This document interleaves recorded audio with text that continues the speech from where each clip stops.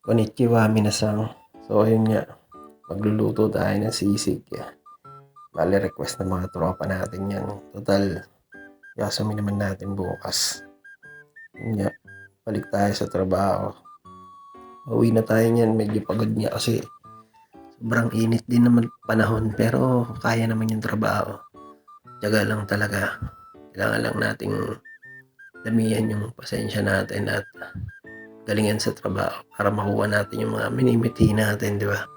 Laban lang. Japan sagot sa kahirapan nga di ba? Habang binabaybay nga namin itong pauwi, nagandaan lang tayo sa mga gubat dyan kaya binidyoan natin. So ayun, nakabili na nga tayo nito ng tenga ng baboy sa supermarket na tayo. Yun, sarap yung baboy na yan. Kaya tara, let's go! So yun, nag-prepare na ako dyan. Bali, tinesting ko na rin itong ihawan dito sa ilalim ng lutuan natin kung uubra. Tapos naghiwa na rin ako ng mga pang-ingredients natin dyan.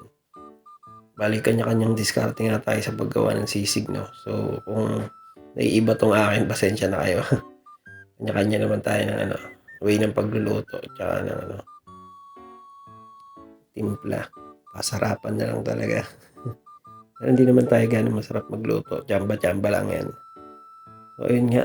Hindi umubra yung ihawan doon. Kaya ang ginawa ko, pinrito ko na lang kasi tatagal abutin tayo ng madaling araw bago makakain. Ang hirap mag-ihaw dun sa ilalim ng lutuan na yan. Ayun nga, tinadtad na natin yan. Tapos, salin na natin. Lagay na natin yung mga secret ingredients natin. Bawal nga pala mag-ihaw dito sa labas, guys. Marereklamo kayo ng kapitbahay. Bali kulang nga yung mga gamit natin sa pampasarap yan kaya lang hindi natin kasi mahanap yung iba. So pagtiyagaan lang natin to. Lutong nga niyan guys, ang sarap niyan. Gusto ko sanang tadta rin yung para mabilis kaya lang maingay kasi bawal lang maingay dito kasi may kasama tayong Betonamo dito. Tsaka mga kapitbahay natin mga Nihonjin kaya kailangan laging tahimik lang ang galaw kasi baka maireklamo tayo. So ayun guys, kain muna. Itadakimasu. Bali kinaumagahan niya, niyaya ko ni Aris na lumabas. Pupunta kami sa Syria. Bali mamimili yata siya ng hanger tsaka face mask. Kasi nga, maalikabok dun sa trabaho natin. Kailangan natin ng maraming face mask. Although may baon naman tayo si Aris kasi gusto niya lang dagdagan. Ayun, gala muna tayo. Dito nga pala guys sa tinatawag nating Hakyen. Bali lahat ng mabibili mo dyan is 100 yen lang. Kahit anong piliin mo dyan. Basta walang tatak na presyo. Pwede mo damputin yun. Ibig sabihin 100 yen yun. Sa atin dyan sa Pilipinas, ang katumbas lang nun is 39 pesos. Ganun siya kamura. Kaya dinadagsa din to. Hindi lang ng mga Pinoy. Pati mga Nihonjin tsaka Betonamo dyan. Tsaka ng ibang lahi. Yun, solid nga rito. Galaga. Yan, pumili na si Aris dyan ng hanger. Tapos nag-ikot-ikot na lang din tayo. Wala naman akong balak bilhin dyan. Ano lang. Sumama lang din ako para makagala-gala. Siyempre, para ma-enjoy na rin natin yung yasumi natin. Kasi nga, pagbugan tayo sa trabaho ginugugol natin yung buong isang linggo natin dun. Kaya kailangan mag-aliw-aliw din tayo, gala-gala muna tayo. Bali pagkatapos nga ni Aris makuha yung mga kailangan niya dyan, mabili at mabayaran. Ayun, nagpunta na tayo sa katabilang na supermarket. Ito nga guys, yung mga pagkain na to, mga mura lang yung mga yan. Tapos kung tinatamad ka magluto, kailangan mong pumasok sa trabaho, di ba? Gaul ka na sa oras yan, pwede ka nang bumili ng mga yan. Ready to eat na yung mga yan, kainin mo na lang. Bukod sa mura yung mga iba dyan, ang sasarap niyan, kaya yun. Yan muna natin mga pagkain. May okay pa nga dito. Kala ko tayo lang mahilig sa okay, pero with vegetable yan. Tapos ito, tempura. Ang sarap niyan, no. Biruin mo, 300 yan lang yan, no. Kung bibili ka ng hipon, medyo mahal. Tapos yung ingredients pa, daming pagkain yan, guys. Marami kang pagpipilian, no.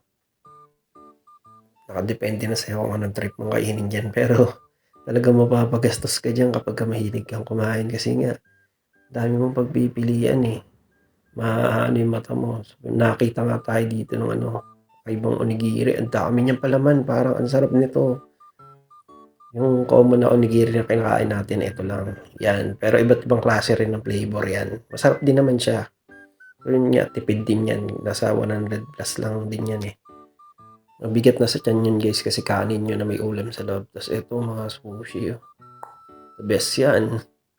Kaya lang di tayo gaano mahilig yan, hindi tayo fan ng pagkain na yan. Eto ang gusto ko, yan. Limutan ko yung tawag diyan, eh, kung anong tawag diyan, basta masarap din yan. Madalas natin kainin yan dun sa Kimbab, eh. So ayun nga, hanap na lang tayo muna ng dessert siguro kasi na-miss natin kumain ng salad. Nakakita nga tayong sitaw dito. Sarap niyan. Bihira tayo makakita ng gulay na sitaw dito para sana mag-adobo tayo minsan o kaya gata. Kaya lang wala kaming makita, puro Baguio beans lang. Kaya yun, hanap muna tayo ng salad dito. Ang dami talagang pagkain guys. Hindi ka talaga magkakanda-ugaga sa ano, pagpili diyan sa sobrang daming pagkain. So ayun nga, nakita na natin yung ano natin, balak natin kainin. Damputin na yan. Mura lang yan guys, masarap yan, oh. Pagtapos mong kumain, di ba? Side dish lang ba, pang tanggal umay lang, para ano, yeah. Tapos papartneran natin ng ano yun, masarap na inumin. Soft drinks, parang soft drinks lang din siya, pero sarap na kasi, bali natikman lang natin yung sa kasama natin sa trabaho. Nilibre niya kasi tayo nung time na bago pa tayo noon. Bilis nga ng panahon guys, bali magdadalawang buwan na tayo dito sa ano, sa Japan. Sana nga tuloy-tuloy at walang maging problema. Bagay, sasama mo lang lagi ng pagdarasal para lagi kang safe. Although mag-isa lang tayo dito, wala tayong matatakbuhan pagka magkaroon tayo ng problema. Pero laban lang, may tiwala naman tayo sa sarili natin at saka isa pa, andiyan ang Panginoon sa buhay natin kaya hindi tayo natatakot na ano, lumaban o sumugod sa kahit anong problema na dumating, di ba? Guys, ito ang bibili natin dito. Umikot lang tayo. Nanakam lang tayo sa ano eh, pan-dessert. Uwi na tayo niyan. Tama na to. So, ayun nga, tapos na tayo mamili. Kaya uwian na. Tara, let's go. Bali, habang paalis nga kami, nagkulitan pa kami ni Aris dyan. Pakinggan nyo. Bye. Tapos nga eh. Labas pa nga ni. Matigas ulo mo, Soya. Nabing wag lalabas pag Yasemin eh. Oras na. So ayun guys, nakauwi na nga tayo niyan. Nag-prepare na ako ng pangtanghalian natin. Kasi mag-aalauna na rin yata niyan. Tanghali na kaming nagising eh. Kasi nga Yasemin natin ngayon. Kaya sinulit natin yung tulog. Yan, prepare muna tayo ng mga gagamitin natin. Kasi balak namin mag-sinigang. Sarap magigap ng sabaw ngayon. Kasi makulimlim ang panahon sa labas, di ba? Tapos mong kumain, matulog ka ulit, di ba? Sigurado tataba tayo rito kahit na ganun kahirap yung trabaho natin, di ba? So yun nga, habang nagpe-prepare ako dyan, nagkukwentuhan kami ni Aris. Tapos siya naman nag-aasikaso ng ano, bituka ng baboy. Trip niya yatang kumain nun eh. Balak niya yatang i-adobo yun para sa pulutan. Makulit to eh, maraming pagkain din na trip. Bibiroan nga kami dito ng tatlo. Sabi namin, para pa rin tayong nasa Pilipinas no, kasi natitikman pa rin natin lahat ng gusto natin kainin. Sabi ko naman, gano'n kasi talaga kapag ano, food trip ka talaga, mahilig ka sa pagkain eh. Kaya, saka marunong naman tayo magluto, kaya walang imposible kahit anong trip mong ulam, makakain mo pa rin, di ba? Kaya wag na kayong magtataka guys pag umuwi kami dyan para kami mga ano, lomba-lomba sa sobrang taba namin kasi mahilig nga talaga kaming kumain dito. So ayun, inumpisahan na natin yung pagluluto dyan guys. Magigisa na ako dyan. Masarap tong ulam na to, sinigang. Paborito natin to eh. Ewan ko ba lahat yata ng pagkain paborito natin basta tayo nagluto kasi nga matatansya mo yung lasa at saka yung sarap, diba? Depende na lang din. Yung mga nagtatanong nga pala dyan kung masarap ba ako magluto. Hindi ko pa rin po alam Depende po kasi sa panlasa nyo yan. Para sa akin, ano lang to eh, tsamba-tsamba lang to. Ano lang tayo, may alam lang tayo sa pagluluto pero hindi talaga tayo magaling. Sabi ko ang pinakamagaling para sa akin yung tatay ko. Sarap magluto yun. Kahit anong luto masarap, lalo na kung papaitan. So yun, binabalak nga din namin magluto ng papaitan dito. Mahanap lang kami ng tamang tempo.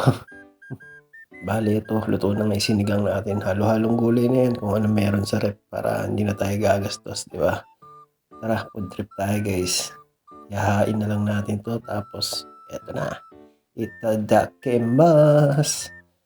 Kung tanghali din dyan sa inyo, tara, sabay nyo na kami kumain. Tapos, tuwa na rin tayo, di ba? Nga pala, maraming salamat sa mga nagla-like ng video natin, mga nanonood, tsaka mga nagko-comment diyan ng mga tropa natin, kaibigan, kapamilya o kahit sino man diyan na nakakilala sa'kin. Maraming salamat sa inyo. Kahit na hindi pa tayo gaanong namo-monetize, ano lang, life update lang 'to para alam niyo rin yung galawan natin dito sa Japan. Kung nagbabalak kayo magpunta rito guys, tatagan niyo yung loob niyo. Kailangan marami kayong baong sipag, lakas ng loob at hindi talaga madali ang malayo sa pamilya guys, kaya kailangan kondisyon kayo. Pag-isipan niyo mabuti at pagplanuhan niyo yung pagpunta rito sa abroad. So ayun nga lang guys, hanggang dito na lang 'to. Bale kung gusto niyo makarating dito, eto ang agency natin at ang ating school. Nandito na rin yung mga taong kailangan niyo hanapin para makapunta kayo dito sa Japan. Ikai made sayonara, soshigo, sityo, arigatou gozaimashita.